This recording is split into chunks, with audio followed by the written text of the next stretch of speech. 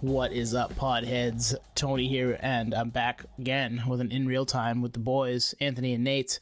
The funny thing is, we were going to do this in 10 years when our predictions came true, but it's been, 8 weeks, 9 weeks, and we had to get this one out there, so In Real Time is back, baby. Nate, Anthony, how you doing?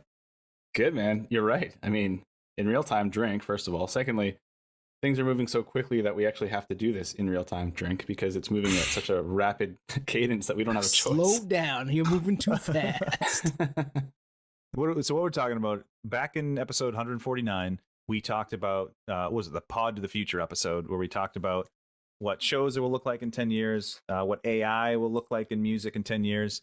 And, well, guys, it's now. We are in the future. So unless you've been living under a rock, you probably heard the AI generated song that some guy, ran Drake in the Weeknd through his program, algorithm, machine learning, all that stuff. This guy he calls himself Ghostwriter. And there's a song out there. It's hot in the streets. It's called Heart on My Sleeve. And it's all AI. And it sounds exactly like Drake. It sounds exactly like the Weeknd. The lyrics, I would argue, are better than Drake. But it's a banger. I played it for my wife today, and she was like, this is awesome. And I was like, this isn't actually Drake or The Weeknd. This is the future. This is machine learning, and it's a fucking banger. Go listen to it if it's still out. Allegedly. Well, that's the other thing. This could be a ploy. Like, this is actually their track, and it's getting hype. But we could approach this a number of different ways. We can focus on that song, or we can go broad stroke it. Let's start with the song, because the song is good, and you and I kind of go back and forth with Drake. I'm not a huge Drake fan. I love The Weeknd. I'm not a huge Drake fan, but I listened to this the first time and thought, whatever, it passed my TikTok feed or whatever, and I was like, all right, cool, this was bound to happen. I was going to see this on TikTok or see this on Facebook or see this on Twitter or whatever. And then I listened to it again, and I was like, oh, shit, it is good. Fucking real good. My bad. I love it. My bad, Twan. This is good. You were right. And again, I mean, Drake's last 2 or 3 albums, didn't do it for me, but he had a run there, which was great. And this, to me, is kind of return to form. So did you listen to it, Nate? Yeah, I listened to actually when my brother was with me here earlier, and I played it for him. Like, The Weeknd, right? And I'm like, he's like, yeah, Drake. I'm like, yeah. It's like, check out this new song. And we played it. He's like, oh, it's pretty good. I'm like, actually, no, neither. Like you said, neither of those guys wrote that song. That's an AI, replicated mashup of what they would sound like had they collaborated using, just data points on this is usually how they would operate if they were to work together. And he was just like, wow. And I'm like, I know. And even the intro with the piano and everything, it's immediately catchy. So like you said, instant banger, instant classic is what I wrote down. And to your point also, AI is way further along than we thought, because this is so spot on. And the fact that Dead eye. Yeah. It's crazy. In one version, the guy kept the, whatever the Young Metro little watermark is in there. The guy kept it in. It's like, are we getting duped? This could be the real thing, guy. You know what I mean? It's so good. And you're right. It's so their styling. It's very believable. And if truly computers did this, and obviously, you train the model and it gets better over time, but regardless, it's insane. This is, someone said on Twitter that this is as pivotal as the Napster era. Oh, sure. We're in a time where it's going to change everything. Well, and I mean, it already is, because when we talked about doing this earlier today, so full disclosure, this is Monday, April 17th. We're dropping this probably Friday of this same week. And so much has changed today. It was out. It hit 300K spins on Spotify and a bunch of other places. It hit more or less depending on where you found it. TikTok, it hit millions of views or sounds. And it's now, I just looked before we started recording tonight, it was on Spotify. It is now off of Spotify. So stuff is changing so fast. Anything we talk about right this second, probably going to be different tomorrow. But this lens, I said allegedly at the beginning, maybe this is a crazy marketing ploy by Drake and The Weeknd. Who knows? But at the same time, if it's being yanked off all these platforms, there was money to be had there for another day or two before they yanked it off the platform. So my guess is this is legitimately a ghost-written, AI-generated song, and shit, we're all screwed. When I looked this afternoon, the artist was Ghostwriter. It was all lowercase, Ghostwriter, one word. He had 161,000 monthly listeners, which were obviously just from the last couple days. Yeah. So people are all about it. The plays speak for themselves. I was thinking on the macro level, UMG, Universal Music Group, came and I think they put the kibosh on this. They talked, I was reading an excerpt of like their statement just saying that like, you know, our success is due to embracing artists and technology, blah, blah, blah. However, the training of generative AI using our artists' music is in violation of copyright. So it got me thinking, like, who owns the IP on a song created by AI? You know, is the owner of the software, the facilitator, like this ghostwriter guy, the facilitator, or is it the artist who is digitally sampled? You know? Oh, God. And I think we know the answer. Yep, Clearly, we do. Yep. we know where the money is. Like UMG's not going to fucking put up with this unless they lean in. And we were texting earlier. Unless they lean in and are like, Drake, Weeknd, fucking go record that song. Well, I could see that happening, right? But at the same time, I get, and I'm kind of happy if this is the case, just as a person who likes people making my art, that they were able to put the kibosh on something that wasn't legitimately from either of those two guys, but it sounded just like them.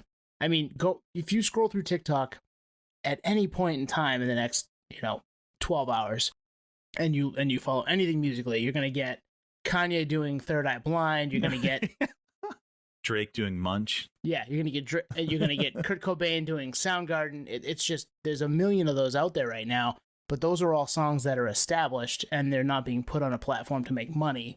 This was a song that wasn't established by the sound of two people that exist in the music world. So the fact that they were able to pull it down is what it looks like, and who knows, maybe it's back up by now, but it makes me think that it was AI driven, and who knows where that's going down the line. It's kind of scary, actually.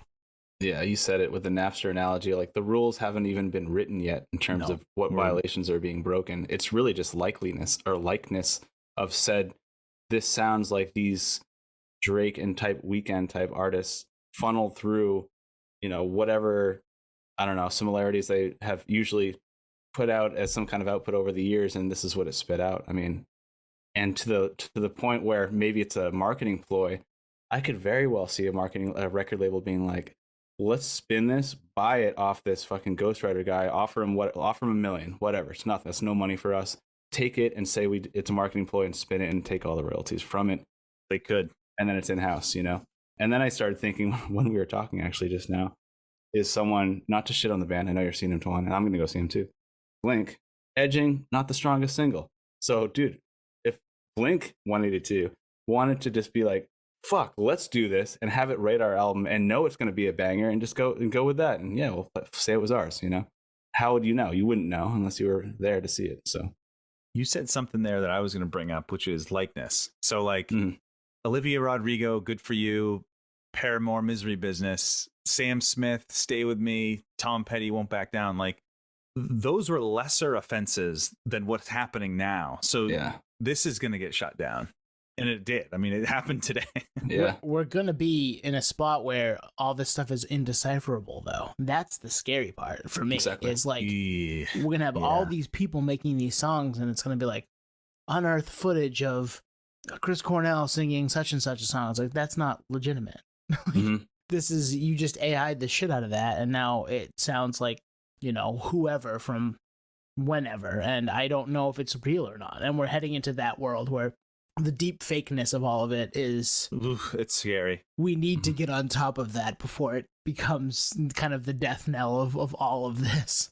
Exactly. That's why I said the Blink thing. It was like, well, if you're ahead of it enough, you could just fucking fake it and put it out and say you did it, Man. And well, the thing is, like, a lot of these legacy acts have so much material. The more material you have and the more you can train it, it's going to be dead on. And like some of the Kanye ones I've heard, like, you can kind of tell it's not him because there's some auto tune in there in his original stuff. But this, what was it? Heart of My Sleeve song? Yeah. That's you cannot tell a difference, I don't think.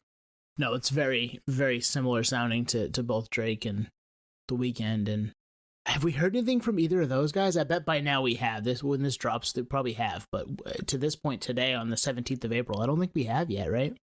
Well, not on this song. I don't think on this song, but there was, I don't know if it was this Ghostwriter guy or someone else, but they did a male version of, what's the Spice rapper? She does Munch. Ice Spice? Ice Spice. It was a male deep faked version of that. And Drake storied it with a response of like, something like, this shit's gone too far, like this is too much, or something. And this is before this new one even came out. Man. Well, Brave New World, Sick New World, who the fuck knows what's happening right now? Deep fake New World. Yeah, so, I mean, what do you guys think? If you're out there and you're listening in, Podhead land and you have, are you worried about this? Do you have the same concerns that maybe I do or we do, that this is going to be kind of trouble for our industry? That, I mean, we talked about this 3 months ago, but shit, man, like it happened a lot faster than we thought it was gonna. I would take, I wouldn't say take, I would listen to an AI generated New Rage album. You know what I mean? Like I'd give it a shot. But I think we said in that last episode, like certain music it would work for, others it would lose its soul.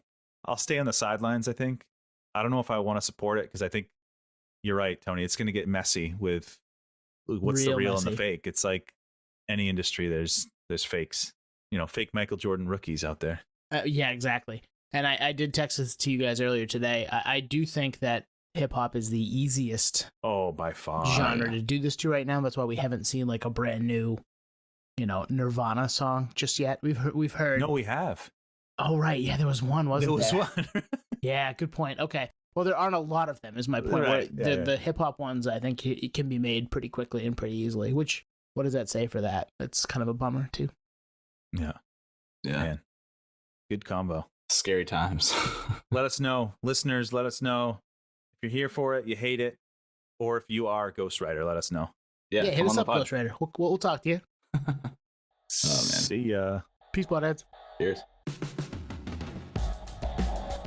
Thank you for listening to Podio Slave. We are at Podio Slave on Twitter, Instagram, TikTok, all of the places that you can find us on social media. Facebook, Podio Slave Podcast. YouTube, Podio Slave Podcast there. Email us at podioslavepodcast@gmail.com. And hey, if you want to become a supporter, click on the link at the bottom of the episode and give us $1, give us $5. It keeps the lights on, keeps us going. We really appreciate that stuff. Thank you.